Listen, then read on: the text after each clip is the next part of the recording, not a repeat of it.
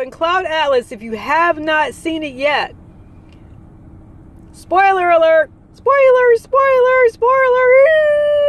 Okay, wait, spoiler alert. If you haven't seen Cloud Atlas, turn off this video. Okay, so in Cloud Atlas, there is a woman who was saved from dying by this very courageous man. And she's actually what they call a replicant or an artificial intelligence. Her and her kind were created to serve humanity, right? Well, they rescued her because she was an open vessel to receive the message of everyone is the same. Whether you are a robot or human, you have the same rights, basically.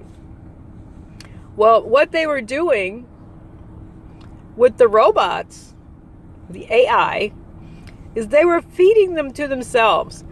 The robots were being fed mentally that they would ascend if they did certain things. They went about their lives and they lived very obediently. Does that sound familiar? Does this sound familiar?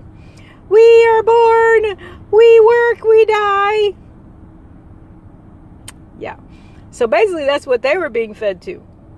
And then literally in the end, they were literally being fed to themselves. Because they were getting these notches or something. And when you get so many, you go into this room. And everyone outside thought it was some sort of ascending process, basically. And this is the robots. In reality, we see toward the end, they cut off the place here where they've been putting the notches. It's kind of like a choker. They cut that choker and their neck breaks. Like literally it was holding their head up. Their neck breaks. They put them on a table and I don't know what they do in the room, but basically she finds out they end up turning them into meat and they feed them meat back to the robots. Ugh. But in reality, if you think of us as 3D, we're always trying to ascend and do things and get higher and higher. And, you know, I get stuck in this thought like, where are we ascending to? You know, where are we going? You know, right. So, that's another thing. Apparently ascension isn't the thing it's cut out to be. But with everything going on all at once, there's got to be a little truth coming in somewhere. And I'm not trying to get to no level of dimensionality. Okay. I just want you to be aware that some things that we're being fed as higher learning and going further, doing more, are lies. Just like they fed the robots. Don't go toward the light. Anyway, you have to get your own feeling about that information, though. You know, I'm just saying it might not be the end all be all that everyone thinks it is.